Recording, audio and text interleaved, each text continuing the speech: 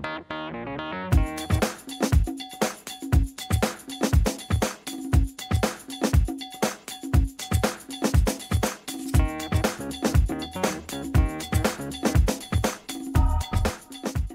to the Northeast Kingdom Voice. I'm your host, Scott Wheeler. Today, I took the show on the road to Odanak and Abenaki Reserve in Quebec. And here are my guests, and I will let them introduce themselves. I'll start with you, Jacques. My name is Jacques Thériault Watso. I'm an Abenaki from Odanak. I'm also an elected official on the Odanak Band Council. I'm Zoe Dalewise Wawanalwat, Kinaldo Kawawano, Odanak Podawas Wongan. My name is Daniel Nolet. I'm the Director General here at the Band Council and also an Abenaki member of Odanak. Right. Well, you've been on the show before, Jacques. You and Dana LaPlante, I believe he's from Newport. You came on, you talked about some issues that are currently facing the Abenaki. But in the last year or two, we've been hearing a lot about Odanak, but a lot of people south of the border have never heard of it. And you know what? When Dan and I were coming up this morning, the Canadian person who welcomed us into the country, they said, "What's Odanak? Where is Odanak?" And so even your government employees didn't seem to know where Odanak is. So where is Odanak? Odanak, well, Canada is a vast country. And in the province of Quebec, there are 11 First Nations, and the Abenaki are part of those 11 First Nations. We're represented by two communities, Odanak and Wodinak. Odanak is on the St. Francis River that goes all the way down to Sherbrooke and close to Newport. So we're just a stone throw away from Vermont. So tell the viewers a little bit about Odanak. How did it come to be? Want to take this one? Yeah, I'm going to take this one. Actually, Odanak, we're known, the Abenakis and Sokoki have been known to be being established here permanently at Odanak, at least since 1660. Later on, during the French regime, the Odanak mission was officially established in 1700. So at the time, about 1,000 Abenakis were living here. They built a fort, and it was basically to defend the French colony that was established in Trois-Rivières. So it's 54 kilometers northeast of Odanak on the north shore of the St. Lawrence River. And Jacques was referring to Wolinak, the other Abenaki community. That one was established in 1708. So this is on the Bécancour River, also south of Trois-Rivières. So both missions were established to basically defend the French against the invasion of the British and the Iroquois, during the colonial wars. So yeah, so there are historical traces, something in writing by the missionary priest that the Abenaki and Sokoki were here at least since 1660. However, there were archaeological diggings done throughout our territory and at Odanak, and there were artifacts found on the banks of the St. Francis River, which dates over 4,000 years. And the same diggings that were done in the Vermont and Lake Champlain area shows, and different rivers in the state of Vermont and New Hampshire, shows that the same artifacts were found about the same period of time. So it means that there were same people that roamed through that territory. So that's why we like to say we're connected, and we've been here so at least for at least 4,000 years. Right. I know for those of us who went to school in Vermont, the one thing that we do know about Odanak was that this was where Rogers Rangers raided. What year was that? 1759. Right. That's a story we hear quite a bit because some of them fled back through our region, and a lot of times it's the stories century, not only do they focus on the death and destruction they caused here, but of the stories of all the treasures and the loot that was supposedly hidden along the way.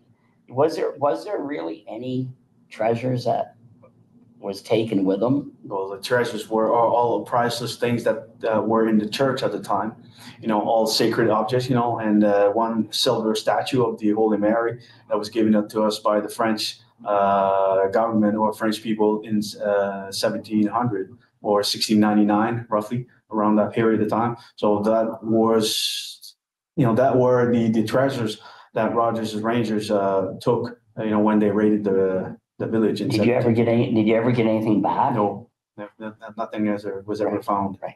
So now let's because in recent months, the last year or two, there's been a lot of discussion about the Vermont Abenaki, or at least the groups that say they're made up of Vermont Abenaki, and that Odanak has been involved with just. What do you want from the Vermont Abenaki, or the people who call themselves Vermont? Do you want them just to show who they are? What do you want? What do we want? Well, first of all, there is no such thing as a Vermont Abenaki or a Canadian Abenaki or an American Abenaki. It's all made up words by made up tribes in Vermont. There are 4 groups that were recognized by the state of Vermont, by colonial system of white settlers determining who's indigenous and who's not. And it was all based on false pretenses.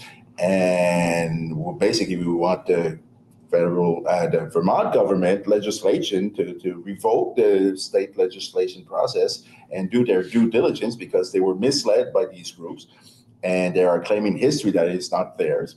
They are claiming, we all know that there are Abenakis in Vermont, that we are those Abenaki, and we don't want no compensation from the Vermont government or the Vermont taxpayers, but we are raising a red flag that the Vermont taxpayers are being misled by these groups, because they are claiming money and funding that are supposed to be attributed to Indigenous voices, where they are being basically attributed to white settlers who are plain Indian or claiming Native ancestry that is not theirs.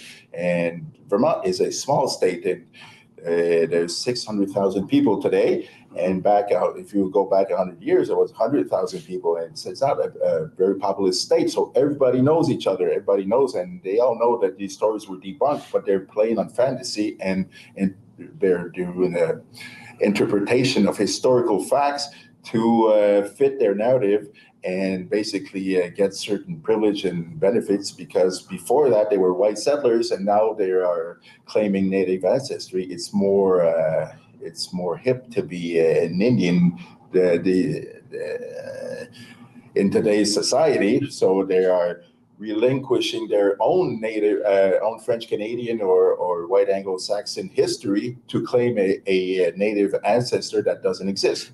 Right, because I know you also have members, or would it be called tribal roll, like band members? Yes. Yeah, that actually live in Vermont. I believe Skip Berniers of Newport. He's one, and actually I've written a lot about the siblings who, at the early years of the 20th century, his mother.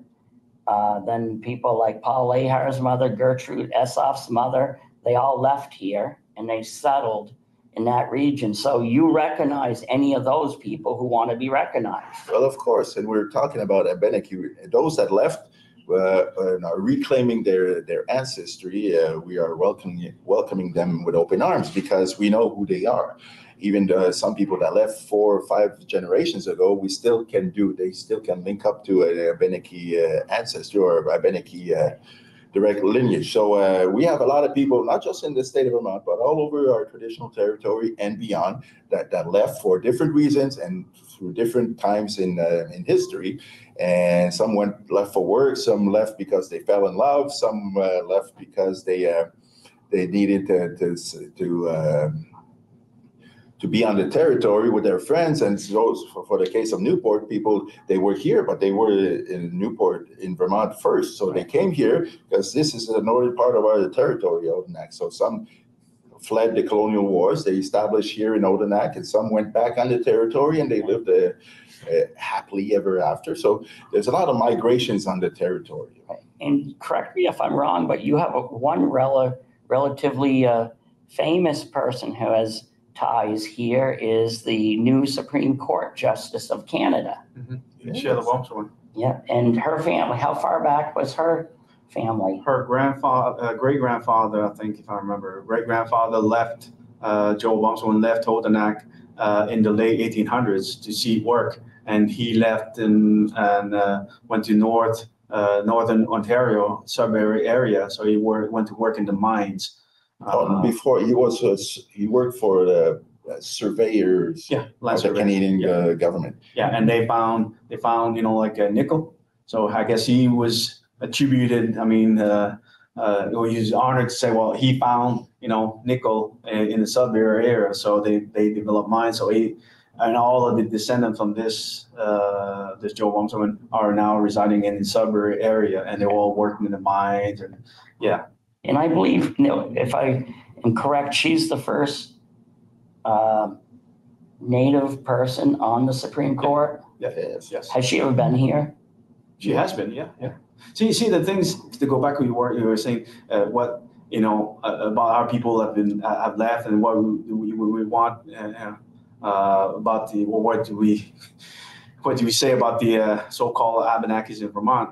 See, our people always kept ties, even if from a couple of generations back, like Jocko was saying, they always kept in touch with us. And what we asked those people is who you related to, because if by any chance you're Abenaki, you would be connected to either here Odanak or to Wolinak. So what's your connection? And they were never able to prove this connection, and they never kept ties to the community. That's why there are no records of those families. Because when we got the first to meet these people in the 1970s, we believed their stories. But when we started asking more questions, okay, well, listen, what's your family? Where's your origin? What's your connections to us? They could not provide any answers. Right. So that's when we started to keep our distance. We went, apart after. That was around the 1990s, because too many questions they were not able to answer with plausible or reasonable answers. So that's the reason. And our people, even they've been gone for a couple of 3-4 generations, they always kept in touch with the community. And the first powwow in 1960, Father Dolan at the time, our missionary priest, that's one of the reasons. I mean, to honor our culture and our share our history with also neighbors, because originally our powwow was in French it's called la fête de famille Abenakis. It was the time of the year during Confederation Day, July the 1st, a holiday here in Canada, and July 4th, also a holiday in the United States. So people were coming from Canada and the United States to visit the family here at Odanak. So that's how the powwow started in 1960. It was a big family gathering.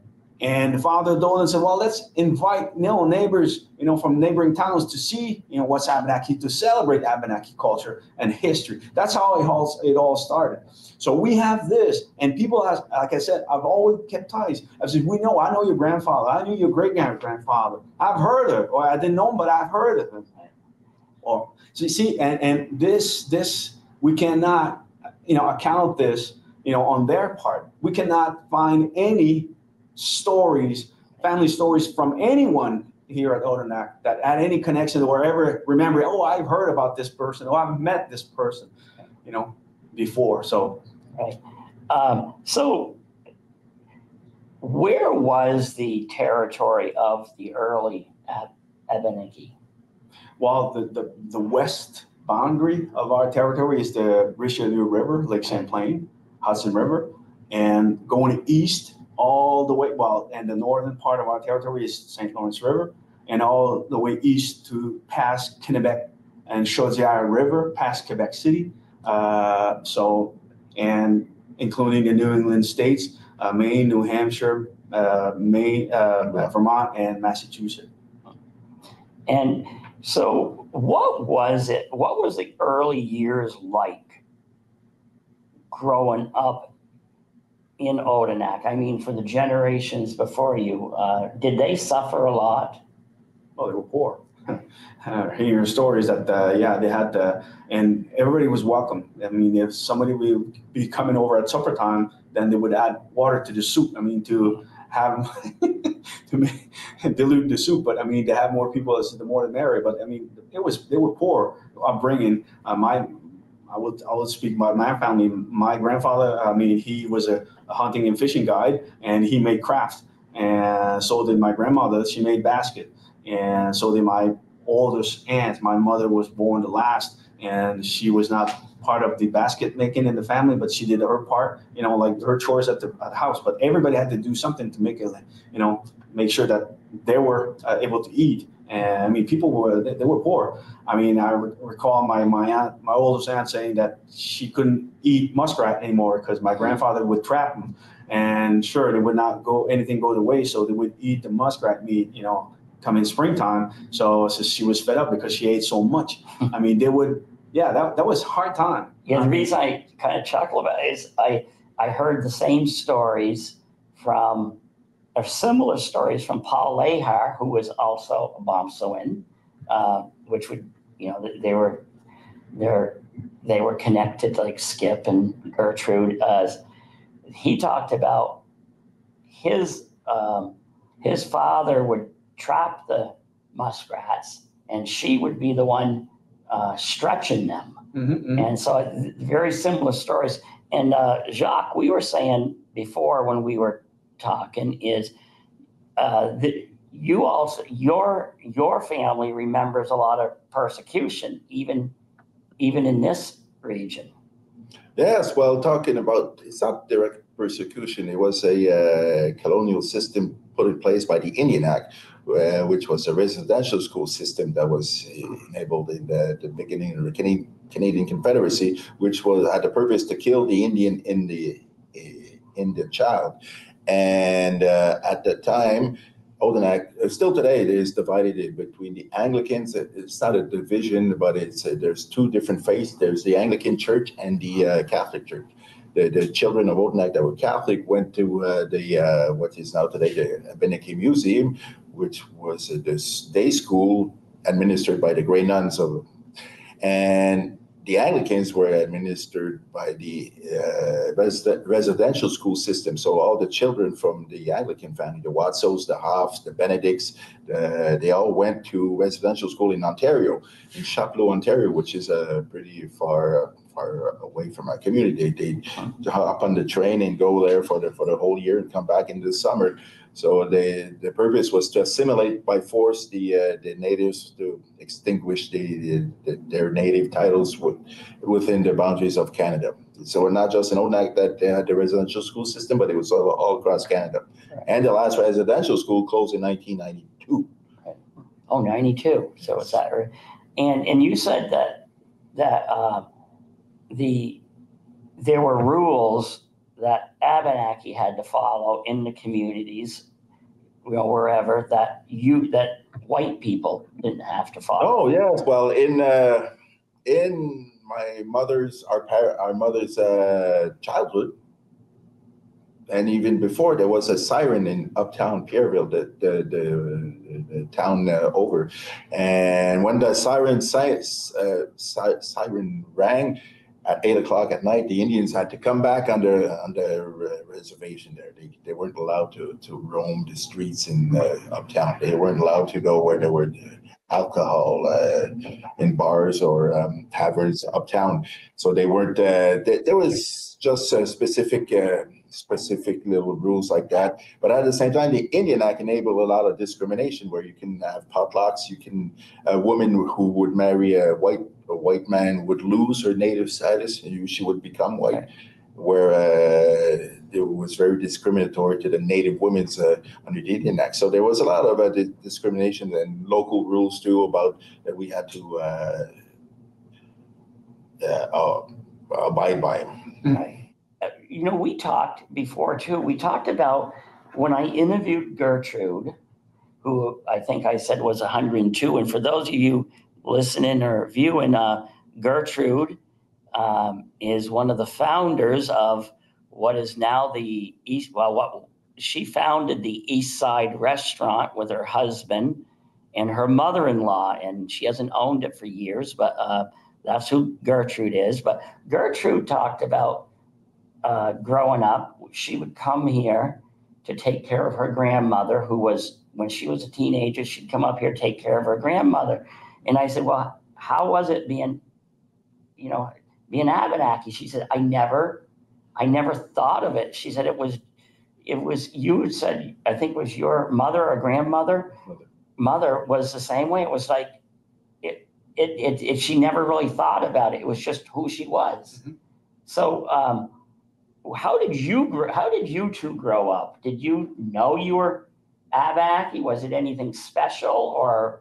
Well, for myself, well, like Jocko was as well, he was talking earlier that Native women that married non-indigenous people, indigenous man, prior to 1985, they would lose their status. So my mother married my father. My father at the time did not have status. He got his status later on in his life.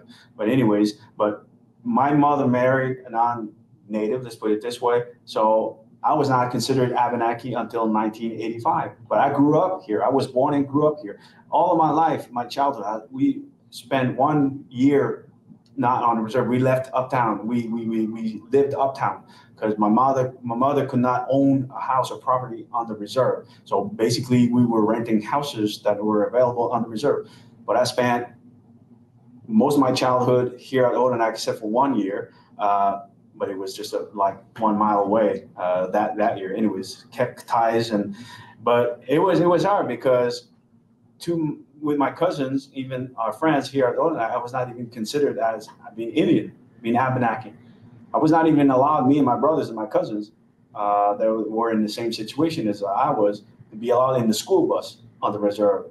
I had to use the Pierreville bus transportation, school transportation system to go to school. I was going to the same school. I was living right next to others, but we were not considered. Even within our own people, some of us were not even considered as Abenaki. It wasn't not until 1985. Okay. That was for me, it was hard. Well, we are not, and we are. I mean, but was that all right? So how was that? Were you viewed as less than or more than, or? I was less. I was not. That was the purpose of the Indian Act, to divide our people and to denigrate the integrity of our own culture. Right. And talk about colonial violence. That's part of it. See, what he's telling is that it kind of destroyed the social fabric of our community through these colonial laws. Right.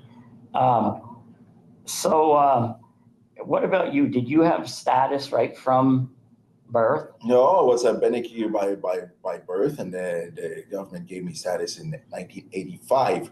And I knew in 1990 that I was an Indian because there was the Oka crisis, and I was living off reserve, and the French-Canadian Quebecois Society sure let me know that I was an Indian. Right. All right. Well, guys, it looks like we need to wrap up part 1, but there will be a part 2. But thank you for coming on the show. It's the best education. It's the best education you can get for free. And I think you ought to be down I think you ought to come down to Vermont and really, I think you ought to go into the schools even. It's really, really good stuff. I actually have my friend Dan Taylor, Barton native, who lives in St. Paul, Minnesota here. He's a big history buff, and he's sitting here out of the picture, and he's loving every minute of it. But thank you for coming on the show. Thank you for having us. And thank you to the viewers for tuning in to another segment of the Northeast Kingdom Voice.